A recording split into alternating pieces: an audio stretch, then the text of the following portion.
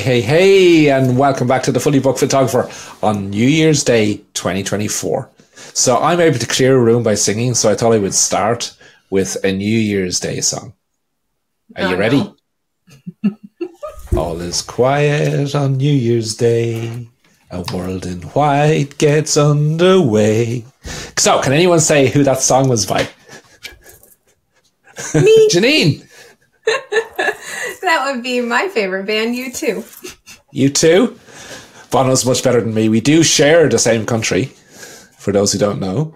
So, Bono is a Dublin man. And mostly the same city. And nearly the same city, yeah. Yes, indeed. I remember when I go back in time as a teenager, I always found New Year's Day very boring. And I have a recollection as a teenager of going for walks on my own, bored stiff, singing that song. I do. See, that's because you're not American, and New Year's Day for us is college football. It's all the bowl games are on New Year's Day. Does that math even work? Aren't you and Bono of similar ages? Yeah, he's about 6 or 7 years older than me, I'd say. So was that an early U2 song then? Yeah, he could be a bit older. He could be 10 years older. What age is Bono, Janine? I don't know. Let me ask Siri. I think they were out in the late 70s, so he has to be 60-something. 60. So he's 9 years older than 63. me. So if I was a teenager, let's say 15, he would have been 22, 23. 24. So when did New Year's Day get written? Let's just see if we can catch running out here. Well, here, let me pull it up. What year was New Year's Day released by U2? Oh, that was on the War album. 1983. So 1983, I would have been what? 69? 14. 14? Look at you. And proven. Nailed. Look at that. Nailed. QED. Yeah. Goodbye, everybody. Oh, gosh. See, now you just need to come with me to the U2 concert in February. Yes, I do. So, so Janine, you named this podcast, right? So, why New Year's resolutions never last.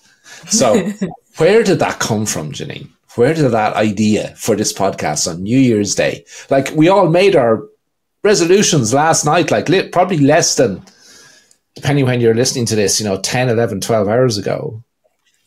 And you're saying they're not going to last. Well, that's what the experts say. What a great positive way to start 2024.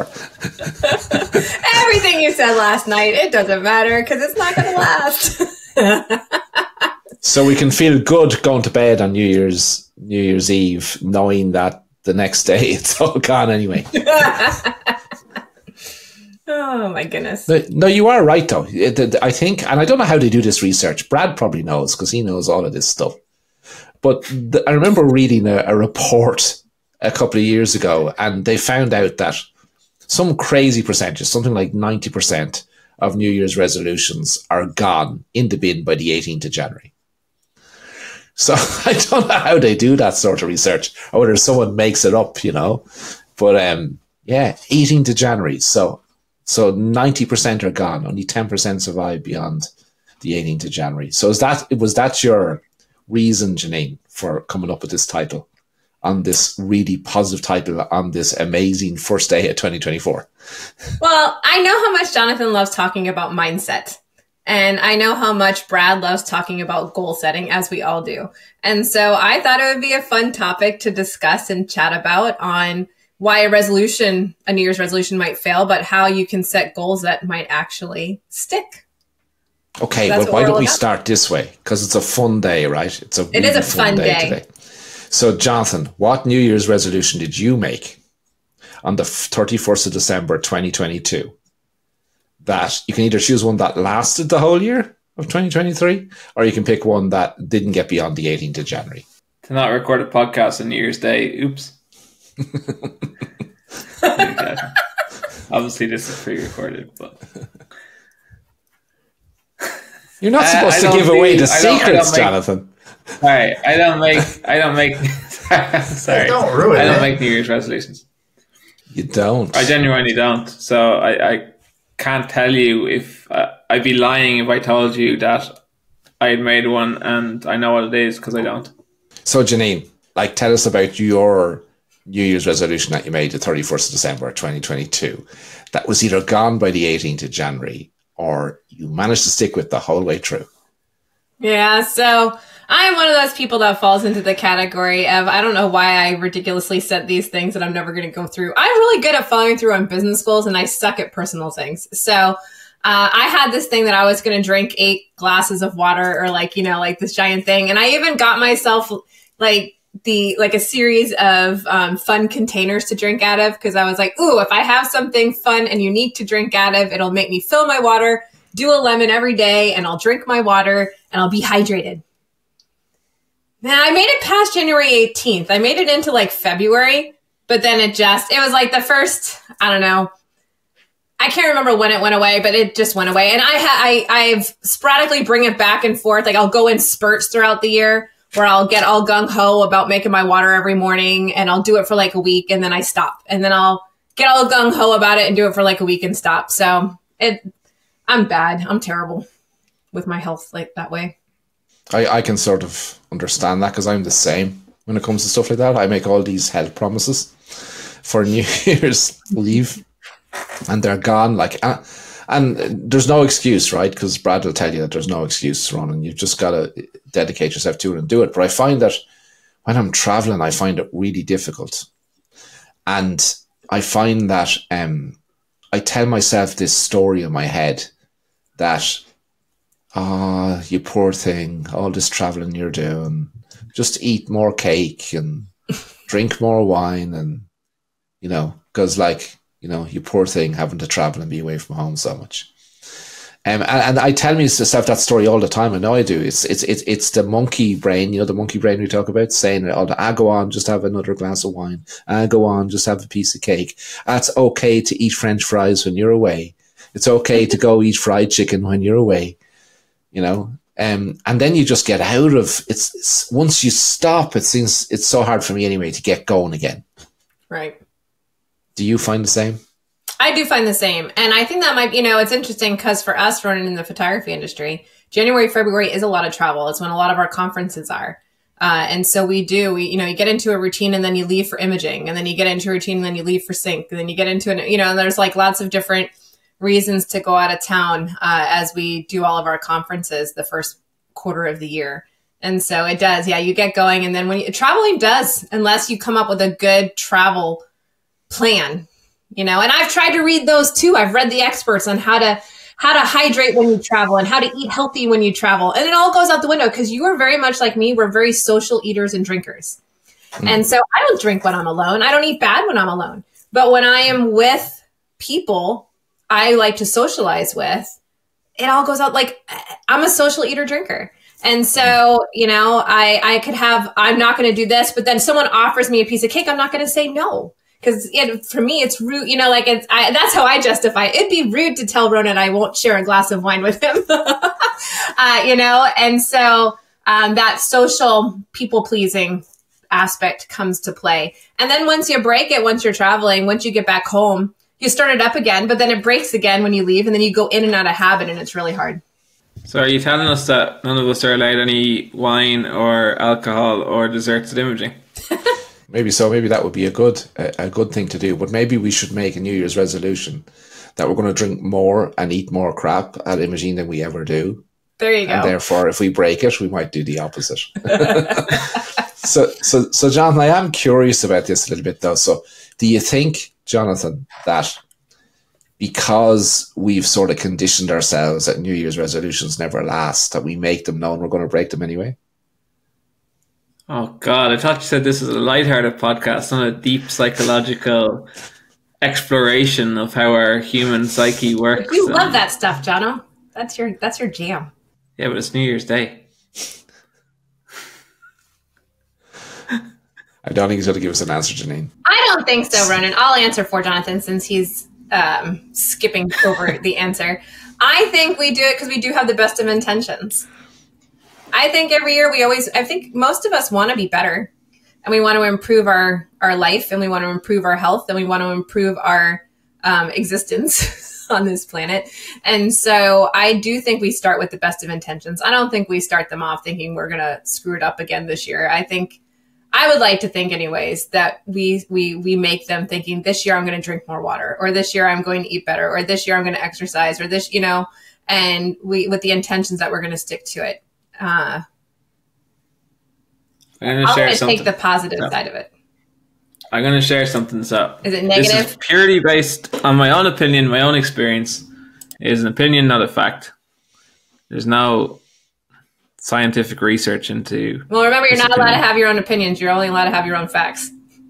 Well, got it. So my opinion, based on my experiences, is that for some of us, we like to. For New Year, it's like a reset.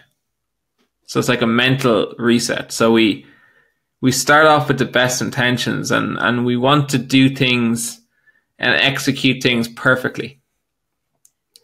When in reality, there's no such thing as perfect execution. But when it comes to something like dieting or health or fitness or whatever it is, it's like, okay, I'm going to lose X amount of pounds, kilos. I'm going to eat perfectly. I'm not going to do this. I'm not going to do that. I'm going to do lots of this, lots of that. That when we do slip up, and it's inevitable that it will happen, we throw everything out the window and we say, it's ruined. So you may have done it perfectly for 16 days in a row, and then you have one bad day and you say, pointless now. I've fecked it up. That's not a curse word. I'm allowed to say that. It's an Irish word. So for me, that's what I feel, because I do that all the time. It's like I'll start something, it's like, shucks, I had a bar of chocolate. It's all downhill. Might as well eat 10 more. And sure, we might as well throw in a glass of whatever, blah, blah, blah. So your cheat days become really bad cheat days. Yeah, it just becomes, They turn into cheat weeks and months, not just days. Yeah. And I think that one thing we all start off with the best intention. And another thing you hear people talking about is that, motivation isn't enough. Willpower is not enough. Willpower is finite and it gets depleted. And I think it's about, what we forget is like, our daily habits and actions get us to where we are now. So our daily habits and actions for the last year have created what we have today. And what we don't realize is that just because we have one day of eating clean, or doing marketing in our photography business, or whatever it might be, just because we do it perfectly for one day, it's not going to magically erase all the bad habits of the last 10 years, and then you're going to have instant results in a week or a day. And that's sometimes how my mind works. It's like, I did it for a week. I've dropped a couple of pounds. I'm not on my goal. I'm done. But what we need to train ourselves is to do the daily, and I've struggled with this, is to implement the daily habits and actions, make them unconscious, that we just do it, because those done consistently over an extended period of time is what's going to give you a result. And that's why I think it's important that if you're setting goals, that you break those goals down into what are the actual daily actions you do on a consistent basis that will help you achieve that goal. And you have to do it so often. I can't remember the amount of days, 21 days, 30 days, I don't know, to break a habit. But you have to commit to doing it for that time period consistently until it becomes second nature and you're on autopilot doing it. From what I've read, that is what the answer is, but I haven't managed to do it, so I can't give advice on it. I know, it's hard. Brad, you said you never make New Year's resolutions. So where did that come from? Was that where you did them before and they didn't work out, so you decided no point in doing that anymore? Or was it always that way? No, it's always been that way. So how come you are so enlightened? Tell us about that. How come you never made New Year's resolutions? What was it that you learned that said never make New Year's resolutions? I believed in that if you want to be a better man, a better person, then action can start today. rather than wait till the 1st of January for some nonsense holiday. So you think every day is effectively like the rest of us treat New Year's Eve. Every day should be New Year's Eve from a goal setting point of view and a review as to where you are and working towards what you want to achieve. Yes. Setting big goals on New Year's Day sets you up for failure, in my personal opinion. If you make big goals on New Year's Day for things you want to achieve that year, you're more than likely not going to achieve them. Why is that, do you think? Because you're focused on everything you want to do on a day that makes you think of it. So you're having to be made to think about goals rather than actually choosing the goals you want. It's always New Year's Day. I wonder what my New Year's resolutions are going to be. Oh, let's make it be this, this, and this. You don't really want those things. You're just saying those things because you feel like you have to set goals because most of the Western world sets goals on New Year's Eve. There we go. It's just goal setting at the end of the day. And the reason why, I'm about to say the three of you have failed in the past, but myself included, is that, we are weak of will. We lack willpower. That it's as simple as that. And it's not habits, it's not want, it's not motivation, it's discipline. Discipline beats everything. Willpower is finite. They've proven that. It's discipline. You need to be disciplined. I was going to ask Jonathan, what does he mean by willpower is finite? What do you mean by that? It means you only have a certain amount of willpower, and when you use it all up, you have none left. The scientists have actually proven that that's an actual thing. You have a finite amount of willpower. Which is why you need to be disciplined. So Adam and Eve, when they ate the apple, right? They were just fed up with each other at that stage and lost the willpower to be together and said, let's just eat this apple. Well, no, they stayed together after that and had children. All right. Okay. That's how we're here, Ron. Okay. But that's... They fell to temptation from the snake. Yeah. The devil. So that was the story. So that story, right, is designed to show us it's okay not to have willpower, or it's showing us that we should have willpower? In the Bible story, they lose everything, essentially. Yeah, that's an example of not to fall into temptation. Okay. Yeah, I'm not comfortable sharing like a religious story or discussing religion. No, I'm just I'm not going down a religious route. I'm just curious as to what it actually means. Like, do you guys call it Sunday school over in the UK and Ireland? We have Sunday school. You have Sunday school? We don't. You don't have Sunday school. But then again, I went to a church school, so okay, that's curious. Yeah. So back to this willpower thing then, because I'm fascinated by this. So, Brad, in the present, what allows you have the willpower to move towards your goals on a daily basis? If it's willpower, then that's just based down on pure wants. It's something I've always lacked is discipline, true discipline. I've had fantastic periods where I've achieved a lot and it's been focused on willpower, and then something's upset that routine, like what yourself and Jean was talking about previously. Something's upset that routine and I've not gone back to the previous. So I've not gone back to the previous quick enough. But I suppose it's discipline that makes you do it. Because your body's, like you said, we're all emotional creatures. We all don't want to do the thing that we know we should do. We all like to think of reasons why we shouldn't do that thing right now, or why it's better to stay in bed, or why it's, more important not to have screen time right now. And not do your work that you should be doing, but it comes down to discipline. The discipline's the key thing.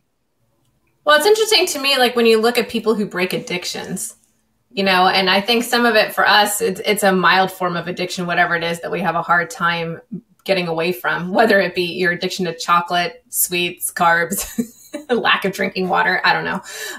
But my dad told a story, always would tell it. He smoked. I mean, back in the day, no one knew it was bad for you, right? But he smoked past the point of when they realized that smoking could cause lung cancer. And he said he remembers the day he was driving in his car smoking a cigarette, and he heard on the radio that one of his favorite actors that he idolized died of lung cancer. And he said he threw a cigarette out the window and never smoked again. And you hear stories like that, like something and was it willpower? It's not willpower. It's not just, what is it that sometimes just makes you realize such a, and he didn't even hit rock. A lot of times you hear stories of people hitting a rock bottom with their addictions or whatever it may be. They hit rock bottom and they realize if they don't stop, they're going to die. They're going to kill themselves or somebody else or something like that. And so that realization makes them change. And so I don't know, maybe it's because some of the things that we're trying to set isn't so drastic that we don't have that. I don't know.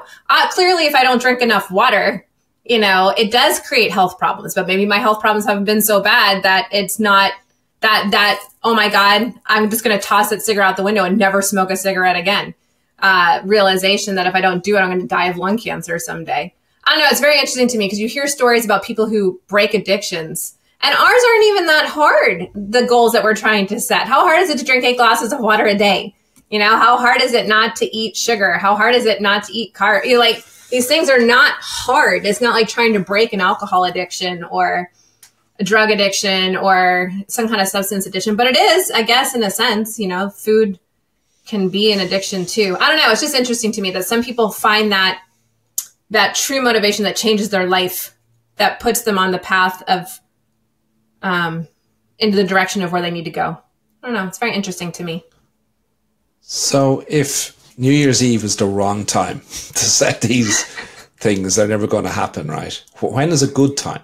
So I got a strange question about it, Ronan. You know how we talk about things being social? Do you think we set resolutions to be part of the crowd and then to be part of the accepted crowd, that we all break them and then we talk about how we've broken our resolutions? Is it like an I'm okay, you're okay type thing? That's a great question. That's getting back to the psychology of it, and I don't know the answer. But we are humans. We are, Brad will know more about this, but we are a herding type animal, right? In that we follow, that idea of I read this recently, or I saw it somewhere, but it was this idea of, the way they say always go into a restaurant that's busy, not a restaurant that's empty. But if that's the case, if that is a sign that it's a good restaurant and either one's not, how do you know that if just a group happened to go in there first and therefore people saw that there was more people in that and then they're filled? It doesn't actually, where's the proof that it's actually a better restaurant? That's very deep for New Year's Day. So my question to Janine is it because, as you said, you're in a social, you've said, I'm not going to drink any wine as an example, right, for the month of January, and everyone's out having a social drink and you feel that you have to participate, that you feel you should participate, and have a glass of wine with everyone else when everyone else is having it. And you're just not strong enough to say, no, I'd be breaking my thing. And you know what? They probably all made the same New Year's resolution. And sure, let's just join the gang. Well, maybe because, and I think this goes to where Brad was saying as far as their haphazard resolutions. They're not truly motivated from something inside of you. Because if I was someone who was recovering from being an alcoholic, if we were all together at imaging and you offered a drink, I'd be like, I can't, I'm in my 12-step program or whatever, and I can't have a drink today, right? Because it would be something that I am resolute about, and I know it's going to affect my life if I take that drink. But for me, it's kind of like a wishy-washy thing. I know that if I have 1 glass of wine today, tomorrow I just won't drink again for the next 8 weeks. It doesn't affect me that way. And so it would be it's wishy-washy. I don't know. It's one of those, everybody's doing it, so I'll do it type social goals. It's not really something important to me personally. But you know what's interesting? Relating to that, there is, Craig Ballantyne. Yeah, with the Empire Podcast.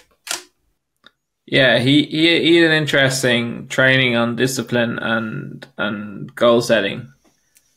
And one of the things he spoke about was that it's important to create rules for your life that you define. Because he said that people hate rules that are enforced upon them, but when you create a rule for your life and you say, no, that's my rule, I'm not breaking it, that's what fosters discipline. That's the starting building block of discipline. So, for example, his he shared a story. I can't remember off the top of my head. Just look it up. I'm sure it's out there somewhere. Where similar context, there was like, let's say a lady at a party, and let's pretend her rule was, no, I don't eat sweets. Or I don't eat dessert. That's her rule she created for herself. So whenever she went to a party and she was offered dessert, she said, no, I don't eat desserts. So every time she was reinforcing her own rules, because that's the rule she'd made for herself, and that's the rule she trained her mind to basically become a thing. And the more she did that, the more disciplined she became, because she adhered to the rule that she set for herself. And that's what Brad was talking about. You know, that's literally when Brad was talking about discipline, is that, you know, we don't take the New Year's resolution seriously. Right, You know, it's sort of flippant, and because everyone else is doing it, we feel we have to do it too. So we don't want to be left out. So if someone asks us, I can say, yes, I made it, but it's not a true commitment. It's not true discipline to follow through. That's exactly what Brad was saying, and the reason why he doesn't set New Year's resolutions. You know, how ridiculous would it have been, Janine, for your father to have the epiphany that he's going to stop smoking because it's going to cause lung cancer, and he wants to be on this earth for as long as he possibly can be, and then think, I'll wait until January 1st. Right. Yeah, exactly. Absolute ridiculousness. Yeah. All right. So we do want everyone to make a goal, set a goal for yourself for 2024. It nearly slipped up there. No. We do? No, we want everybody to set a rule for themselves. Okay, so I want everyone to set a rule for yourselves. And Johnson's going to tell you about it, because what can help you and support you to achieve this, implement this rule and achieve your goal is the MIFKI, Jono.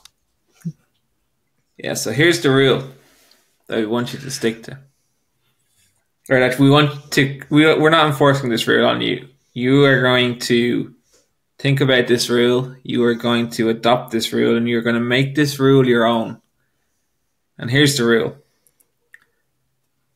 that I want you to think about, write down, make it your own, and adopt. The rule is that you are going to have unwavering commitment to the success of your photography business. And you will do whatever it takes to create your version, your defined version of a successful photography business in 2024 and beyond. And if you want a successful photography business, any photography business needs clients to be successful. Otherwise, it's not a business. To get clients, you need leads. And the best way to get leads is with the MIFKI. The most incredible free gift ever. And we have an incredible free gift for you today. So when you say maybe, and you subscribe to a free 30-day trial of the AI-powered Fully Booked engine, we are going to give you access to the Fully Booked Challenge training, the Fully Booked Challenge community, and the weekly call with the mentor team that's going to help you implement our Facebook ad strategy to generate qualified leads for your business that you can earn conversations with and turn into quality clients. Just click the link below and go sign up for the MIFKI today and make that commitment to unwavering commitment to the success of your photography business. All right. And we wish you safe and peaceful and happy 2024. And we're there for you to help you to achieve whatever you want to do with your business. So from me, goodbye for now. Goodbye, everybody. Happy New Year. Happy New Year. Happy New Year, everybody.